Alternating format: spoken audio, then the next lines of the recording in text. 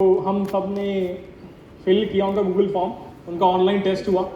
3 question आए basic DSA के, एक याद है मुझे बस अभी। लिंक लिस्ट को के ग्रुप में रिवर्स करना होता है, जिसमें रिकर्जन एडिटिव दोनों अप्रोच आप कंबाइन करके कोड लिखते हो। कर दिया मैंने वो, बढ़िया, ठीक है। तब मैं खुश था। और वो दिन सबसे बेकार दिन था पूरे कॉलेज का, क्योंकि उस दिन हम रात को ऊबर के टेस्ट में बैठे, 2 क्वेश्चन आए, बहुत डेडली क्वेश्चन थे। पूरे कॉलेज में से 2 ही बच्चे सॉल्व कर पाए, और भी सॉल्व भी नहीं कर पाया। रात के 2:30 बज रहे थे। कॉलेज के अंदर लेट नाइट आपके ऐसे टेस्ट हो जाते हैं कभी कभी। तो लक्ष्य जब ऊबर में बैठा हुआ था तो उसको ना एक मेल आ गया टेस्ट देते हुए, प्री प्लेसमेंट ऑफर। अगर आपने सुना हो पीपीओ, तो जो भी इंटर्नशिप अच्छी करते हैं उनको company full time opportunity provide करते हैं कि आप फुल टाइम हमारे साथ काम करो। तो लक्ष्य का पीपीओ प्री प्लेसमेंट ऑफर लग चुका था। अपवर्ड में फुल टाइम काम करने वाला था, 23 लाख पर ईयर कमाने वाला था, उसने बताया नहीं। तो हम सारे दुखी थे कि एक भी ऊबर का क्वेश्चन सॉल्व नहीं कर पाए। माइक्रोसॉफ्ट का कर लिया, पर पता नहीं क्या होना है क्या नहीं होना। रात को घर पहुंचे, लक्ष्य के पापा लेने आए थे। 3 साढ़े 3 बजे एक मेल आया फाइनल शॉर्टलिस्ट का, कि ये सारे बच्चे ग्रुप फ्लाई नामक राउंड होता है उसमें बैठेंगे। उसमें क्या होता है, आपके स्क्रीन पर, प्रोजेक्टर स्क्रीन पर एक क्वेश्चन दिखा देंगे, 1 या 2 क्वेश्चन दिखाते हैं, और ऐसे ही हम सब बैठे हुए थे ऑडी के अंदर with a sheet of paper. उस पर हमें पूरा सोल्यूशन राइट डाउन करना था।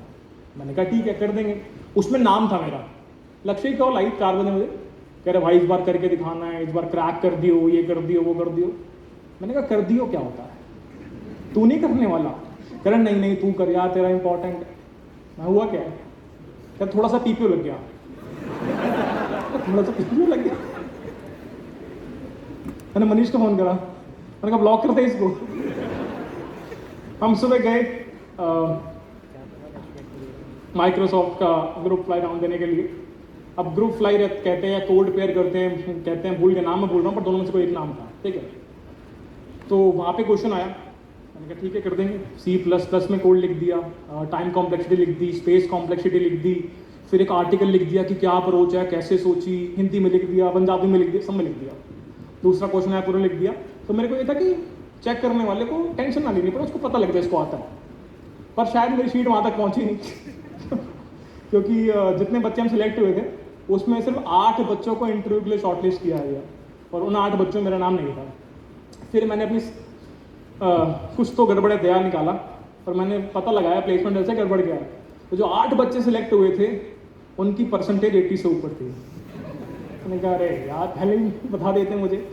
तो ऐसे करके हम घूमते रहे, और पहले महीने के अंदर कोई भी कंपनी में ऑनलाइन टेस्ट के बाद इंटरव्यूज में जा ही नहीं पाया मैं। ऑनलाइन टेस्ट में बैठना शुरू करते हैं, मैं इंटरव्यूज तक नहीं पहुंच पा रहा हूँ।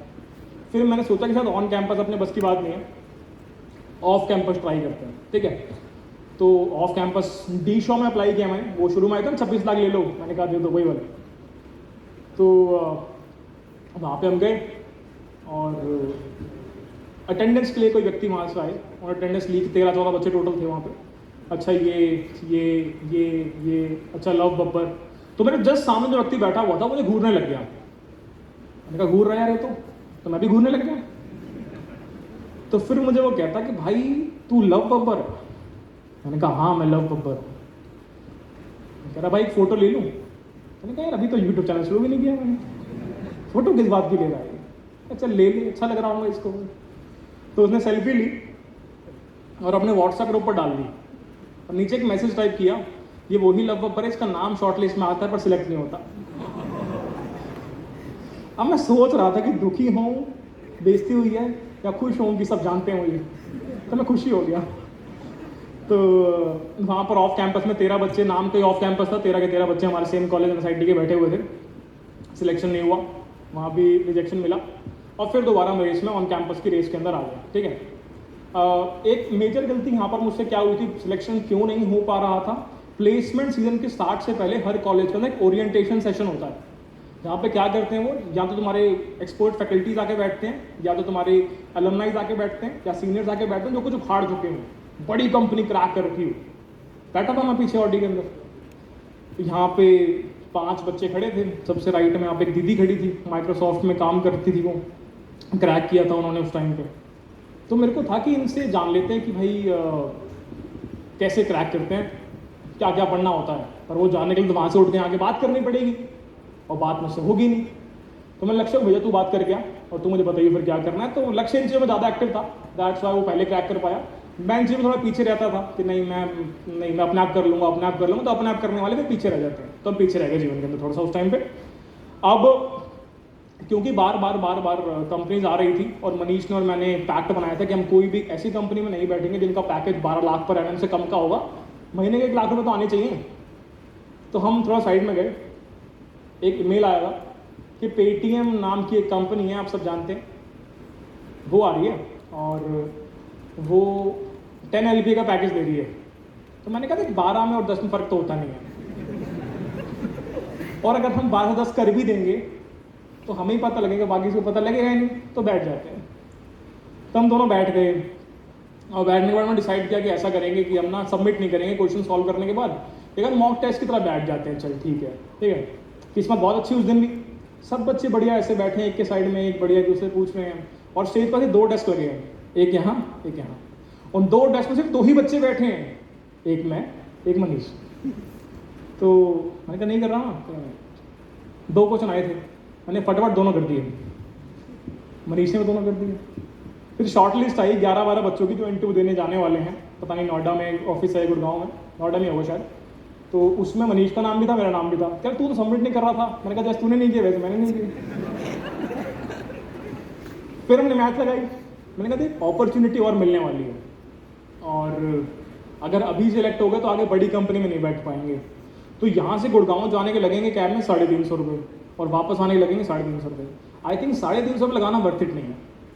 कैसे करके बकवास करी हमने, और हम नहीं गए। तो क्योंकि उस टाइम पर वो एक रूल होता है हर कॉलेज के अंदर कि अगर आप एक कंपनी में प्लेस्ड हो गए हैं तो फिर आप उस कैटेगरी की कंपनीज और उससे नीचे की कंपनीज में नहीं बैठ सकते। कोई ड्रीम कैटेगरी कंपनी आएगी तो ही उसमें बैठ पाओगे, उसमें बैठना मुश्किल होता है, बोलने की बात होती है वो, ठीक है। तो अगर वहाँ हम सिलेक्ट हो जाते हैं तो हम ऊपर नहीं बैठ पाते किसी भी कंपनी के अंदर, ठीक है। ऐसी और कंपनीज आई तो मैं जाता था और मैं ऑनलाइन टेस्ट देता था, और ऑनलाइन टेस्ट देने के बाद जब नाम आता शॉर्ट लिस्ट में तो मैं TNP सेल, जो ट्रेनिंग एंड प्लेसमेंट सेल होता है, वो उनका हेड मेरा दोस्त ही था, दोस्ती बना ली ऐसे जगह पे। तो उसे बोलता था कि इनको बोल दे कि मेरा PPO लग गया और मैं इंटरव्यू नहीं दे पाऊंगा, क्योंकि मुझे देना ही नहीं था वहाँ पर इंटरव्यू। ऐसे 4-5 जगह मैंने करा, और एक कंपनी आई इन्वेस्टनेट यॉर्डली नाम की। तो हमारा प्लान था कि सिलेक्ट तो नहीं होंगे, थोड़ा मॉक टेस्ट दे के आते हैं, मॉक इंटरव्यू दे के आते हैं, अपनी पसंद की कंपनी में जाके सिलेक्ट होंगे। तो हम गए, सबसे पहले वहाँ पे GD राउंड हुआ, ग्रुप डिस्कशन।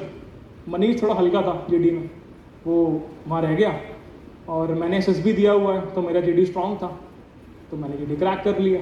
मज़े मज़े में करते कि चलो आज दिखाता हूँ SSB वाले बंदे कैसे होते हैं, कर दिया। ऑनलाइन टेस्ट हुआ, क्रैक कर दिया। मैंने कहा कि कोई नहीं, 4 राउंड तो होते ही हैं, तो लास्ट के राउंड ख़राब कर दूंगा, रिजेक्ट होकर बाहर आ जाऊँगा। पहला राउंड दिया, बढ़िया, TNP का बंदा आया, आप सिलेक्ट हो गए, सेकंड राउंड में जाना है। मैंने कहा चलो, सेकंड राउंड दिया, मैंने कहा बढ़िया देता हूँ, बाद वाले बेकार कर दूँगा। कहते आप सिलेक्ट होंगे, थर्ड राउंड में जाना है। मैंने कहा थर्ड भी अच्छा करके देख लेता हूँ, फोर्थ वाला बेकार कर दूँगा, और अच्छा कर दिया। अब 1 घंटा बीता, 2 घंटे बीते, 3 घंटे बीते, तो मैं गया TNP सेल वालों के पास। मैंने कहा यार वो चौथे राउंड के लिए नहीं बुला रहे हैं, तेरे 3 ही राउंड थे। अच्छा ओके। तो रिजल्ट आया, 2 बच्चे सिलेक्ट हुए IT ब्रांच से, एक लव पपर था और एक अभिषेक कुमार था। तो मैं बहुत परेशान हुआ, क्योंकि लक्ष्य सिलेक्ट हुआ है अडोबी में, अडोबी मैंने सुना हुआ है, और लव सिलेक्ट हुआ है इन्वेस्टनेट यॉर्डली में, ये मैंने नहीं सुना हुआ है। इसकी एक बेइज्जती वाली बात भी हुई थी मेरे साथ। तो हमारा एक मेजर प्रोजेक्ट तुम्हारा भी होगा 8 सेमेस्टर के अंदर। तो जनरली हमारे जो सरकारी कॉलेज टाइप कॉलेज होते हैं, एग्जाम्पल NSIT, वहाँ पर आपके मेजर के जो मार्क्स मिलते हैं कहीं ना कहीं आपकी प्लेसमेंट से एसोसिएटेड होते हैं, ठीक है। तो हम बैठे हैं तीनों, मनीष IB में प्लेस्ड हो गया। तो कहते हैं लक्ष्य को कि आप किस कंपनी प्लेस्ड हुए हैं? कहता अडोबी। कहता ठीक है, इसको 85+ दे दो। मनीष की बारी आई, आप किस कंपनी में हुए हैं? कहता गो IB गो, 85+ दे दो।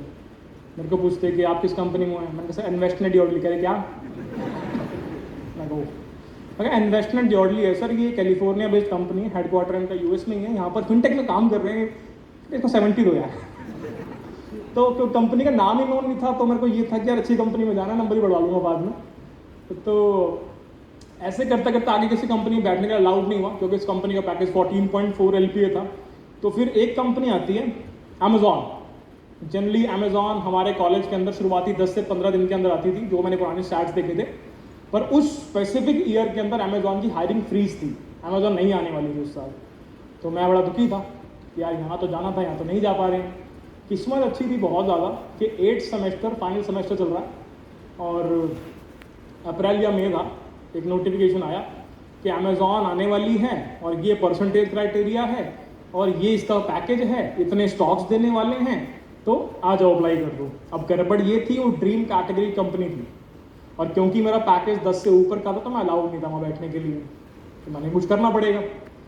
तो जो TNP सेल के कोऑर्डिनेटर थे, मैंने उनका नाम पता लगाया पहले तो मुझे पता लगा उनका नाम रावत सर है। मैंने कहा ठीक है, तो मैंने एक दोस्त बनाया पहले जो रावत हो, मैं कहा वहाँ पर जाके मिलवा दूंगा और बातचीत करा दूंगा। फिर मैंने एडमिन डिपार्टमेंट से किसी को दोस्त बनाया कि यहाँ पे थोड़ी जान पहचान और होगी, तो 3 लोगों को लेके मैं उनके पास चला गया और मैंने कहा सर एक कंपनी आ रही है, अमेजॉन है, मुझे बैठना है इसके अंदर, मल्टी प्लेस्ड हो गया हूँ पर क्योंकि ड्रीम कैटेगरी वाला रूल है अप्लाई हो रहा तो मैं बैठ नहीं पा रहा हूँ, ये है वो है। कहते बैठ जा, मैं कहता बरसानी सा हो गया काम, पीछे वाले सोच रहे हैं उनकी वैसे हुआ, पर ठीक है उन्होंने अलाउ कर दिया मेरे को। अब मेरा एक रूल है कि जब कोई बहुत ही इंपॉर्टेंट काम होता है मैं कुछ खाता पीता नहीं, अपन खाली जाएंगे और फिर वहाँ पे जाके बढ़िया काम कंप्लीट करने के बाद ही कुछ खाना पीना करेंगे, ठीक है। तो सुबह हम गए, ऑनलाइन टेस्ट दिया, 2 क्वेश्चन आए थे, एक DP का था, एक ग्राफ का था, 18 MCQs थे, कर दिए, ठीक है। और इंटरव्यूज के लिए शॉर्ट लिस्ट आई, उस शॉर्ट लिस्ट के अंदर 120 बच्चा था, 120 बच्चे की इंटरव्यूज होने वाले थे, उसके अंदर लकीली मैं भी था, ठीक है। अब वहाँ पर सबसे पहला राउंड हुआ, पहले राउंड के बाद 60 बच्चे बाहर, सिर्फ 60 बच्चे हुए, मैं वो बच्चे 60 में था कि चलो यहाँ पे बन सकती है बात। सेकेंड राउंड हुआ, सेकेंड राउंड में 50 बच्चे बाहर, सिर्फ 10 बच्चे बचे हुए हैं, ठीक है। उसका थर्ड राउंड हुआ, मुश्किल से आपके 7-8 बच्चे बचे हुए थे, उनके अंदर मैं था। फिर 1 घंटा निकला, 2 घंटे निकले, 3 घंटा निकला। मैं यार नहीं करना तो बोल दो यार, भूखा बैठा आदमी, घर चले जाता हूँ। तो फिर TNP सेल का बच्चा आया कोई, उसने कहा कि 4th इंटरव्यू है, चलो आओ चले। तो 4th इंटरव्यू में मैं गया और वहाँ पे बातचीत करी, बढ़िया 2 क्वेश्चन पूछे, एक सेलिब्रिटी प्रॉब्लम और एक आपका सबसेट सम की कोई वेरिएशन थी, ठीक है। थोड़ा बैक ट्रैकिंग, थोड़ा रिकर्जन वगैरह उसमें यूज़ करना था अपने को, ठीक है। तो वो दिया और रिजल्ट तो उस टाइम आया नहीं था, सीधा मैं घर चला गया। घर पहुंचा 7:30 बज चुके थे और वही वाइट शर्ट पहननी पड़ती थी, तुम जैसे ही वाली फॉर्मल पहन के बैठे हो हमेशा, वो प्लेसमेंट से वही पहननी पड़ती है हमें, या फिर ये वाली चलती है। तो मैं गया हर बार की तरह, मैं बस्ता लेके, और मम्मी को मैंने मना कर रखा था मुझसे पूछना मत कि हुआ कि नहीं हुआ, दुख बहुत होता है सुनने में ये, तो हम बैठे हैं दुखी हुए हैं। 7:30-8 बजे का टाइम था और एक मेल आया कि ये following 6 candidates are selected for full time opportunity at Amazon. उस 6 कैंडिडेट्स के अंदर नंबर 3 पर एक नाम लिखा हुआ था लव बब्बर, और मुझे सिर्फ वही दिखाई दे रहा था।